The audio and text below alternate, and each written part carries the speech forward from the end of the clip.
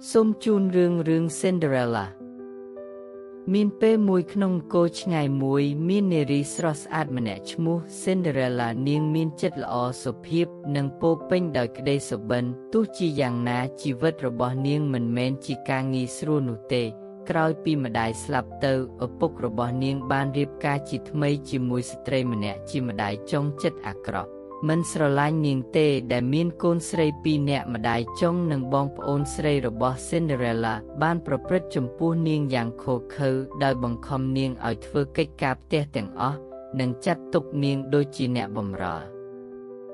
នៅរៀងរាល់ថ្ងៃ Cinderella ពោរពេញទៅដោយការងារគ្មានទីបញ្ចប់នាងបានបោសសម្អាតកម្រាលឥដ្ឋចម្អិនអាហារនិងលាងចានខណៈពេលដែលបងប្អូនស្រីរបស់នាងកំពុងអង្គុយលេងយ៉ាងសប្បាយរីករាយមានសម្លៀកបំពាក់ល្អប្រណីតទោះបីជាមានភាពឃោរឃៅមកលើខ្លួនក៏ដោយ Cinderella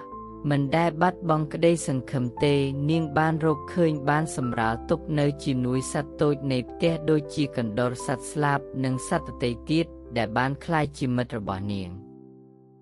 ថ្ងៃមួយសេចក្តីប្រកាសដ៏គួរឲ្យរំភើបមួយបានសាយភាយពេញនគរព្រះរាជបុត្រកំពុងរៀបចំពិធីជប់លៀងដ៏ធំនៅក្នុងព្រះបរមរាជវាំងដោយអញ្ជើញនារីវ័យក្មេងទាំងអស់មកចូលរួមព្រោះព្រះអង្គប្រាថ្នាស្វែងរកកូនក្រមុំបេះដូងរបស់ Cinderella ពោរពេញដោយក្តីសង្ឃឹមប៉ុន្តែម្ដាយចុងរបស់នាងបានសើចយ៉ាងឃោរឃៅចំពោះគំនិតនៃការចូលរួមរបស់នាងផ្ទុយទៅវិញនាងបានធ្វើឲ្យ Cinderella ខិតខំបន្ថែមទៀតដោយរៀបចំរោគដ៏ថ្លៃថ្នូរសម្រាប់បងប្អូនស្រីរបស់នាងនៅយប់នោះម្ដាយចុងនិងបងប្អូនស្រីរបស់នាងបានចាក់ចេញទៅដោយបន្សល់ទុក Cinderella ទាំងទឹកភ្នែកភ្លាមនោះពន្លឺចាំងពន្លឺមួយបានលេចចេញមកហើយពីនោះក៏លេចចេញជាទេពអប្សររបស់នាងដោយឃើញទុក្ខព្រួយរបស់ Cinderella ទេពអប្សរបានសម្រេចចិត្តជួយនាងជាមួយនឹងរូបន័យដំបងទឹករបស់នាងបានផ្លាស់ប្ដូរសម្លៀកបំពាក់របស់ Cinderella ទៅជាសម្លៀកបំពាក់ដ៏អស្ចារ្យហើយបានផ្ដល់ឲ្យនាងនៅស្បែកជើងកញ្ចក់ដ៏ប្រណិតមួយគូនាងក៏បានប្រែក្លាយល្ពៅទៅជាទេសហើយកណ្ដុរទៅជាសេះប៉ុន្តែមានលក្ខខណ្ឌមួយ Cinderella ត្រូវត្រឡប់ទៅផ្ទះមុនពាក់កណ្ដាលអាធ្រាត្រនៅពេលដែលវេទមន្តនឹងរលាយបាត់រាត្រីដ៏មានមន្តស្នេហ៍នៅពេល Cinderella មកដល់ក្នុងព្រះបរមរាជវាំងមនុស្សគ្រប់គ្នាចាប់អារម្មណ៍នឹងសម្រស់របស់នាងព្រះរាជបុត្រត្រូវបានយាងមករកនាងភ្លាមហើយពួកគេបានរាំជាមួយគ្នាបានមើលមុខបើកភ្នែកគ្នាទៅវិញទៅមកយ៉ាងរីករាយម្ដាយចុងនិងបងប្អូនស្រីរបស់នាងមិនបានស្គាល់នាងទេដោយជឿថានាងជាព្រះនាងមកពីនគរផ្សេងពេលយប់បានកន្លងផុតទៅ Cinderella រំភើបចិត្តយ៉ាងខ្លាំងនៅពេលដែលនាងស្ទើរតែភ្លេចបណ្ដាំរបស់ទេពអប្សរប៉ុន្តែពេលម៉ោងជិតពាក់កណ្ដាលអាធ្រាត្រនាងនឹកឃើញហើយរត់ចេញពីក្នុងព្រះបរមរាជវាំងព្រះរាជបុត្របានខំស្រែកហៅនាងប៉ុន្តែនាងមិនឈប់ទេដោយប្រញាប់ប្រញាល់បំផុតព្រោះជិតដល់ពេលកំណត់ស្បែកជើងកញ្ចក់មួយរបស់នាងបានរអិលជើងហើយត្រូវបានទុកចោលនៅលើជណ្ដាលនាងស្ទើរតែមកមិនទាន់ផ្ទះមុនពេលរទេះរបស់នាងប្រែទៅជាល្ពៅហើយរោគដ៏ស្រស់ស្អាតរបស់នាងក៏ត្រឡប់មកជារោគកញ្ចាស់រហែកវិញចំណែកព្រះរាជបុត្រនៅតែព្យាយាមខិតខំស្វែងរកនាងគឺឃើញតែស្បែកជើងកញ្ចក់ទុកចោលប៉ុណ្ណោះការស្វែងរកព្រះនាងអាថ៌កំបាំង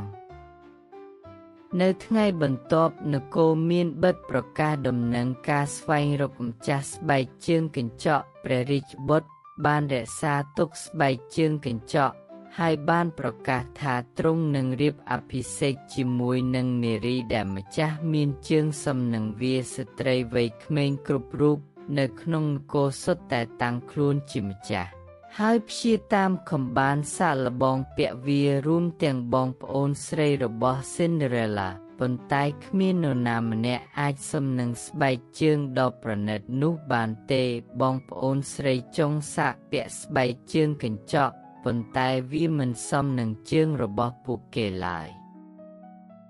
នៅទីបំផុតព្រះរាជបុត្របានមកដល់ផ្ទះរបស់ Cinderella ម្ដាយចុងរបស់នាងព្យាយាមលាក់នាងឲ្យឆ្ងាយប៉ុន្តែ Cinderella អាចបោះជំហានទៅមុខបាននិងបានលួចមើលព្រះរាជបុត្រទ្រង់បានឮសំឡេងចេញពីបន្ទប់នាងខាងលើឆ្ងាយក៏បញ្ជាឲ្យអ្នកនៅខាងលើចុះមកក្រោមទាំងអស់នៅពេលដែលCinderella ចុះមកក្រោមម្ដាយចុងបានសម្លឹងសម្លក់មិនឲ្យនាងសាកប៉ុន្តែព្រះរាជបុត្របានបញ្ជាឲ្យនាងសាកតតែបានពេលដែលនាងលើកជើងពាក់ចូលទៅក្នុងស្បែកជើងកញ្ចក់វាសម្លឹមឥតខ្ចោះជាការភ្ញាក់ផ្អើលស្បែកជើងសំនៅជើងរបស់នាង Cinderella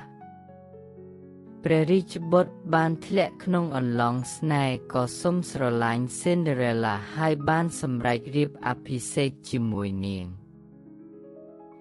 Cinderella ត្រូវបានព្រះរាជបុត្រនាំទៅព្រះបរមរាជវាំងជាកន្លែងដែលនាងស្លៀកឈុតរាជវង្សព្រះរាជបុត្រនិង Cinderella បានរៀបអភិសេកក្នុងពិធីដ៏មហិមាហើយក្រោយមកពួកគេរស់នៅយ៉ាងមានសុភមង្គលរហូត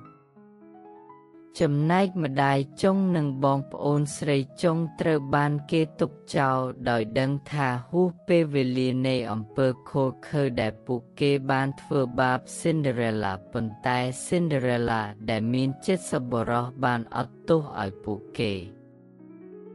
សីលធម៌នៃរឿង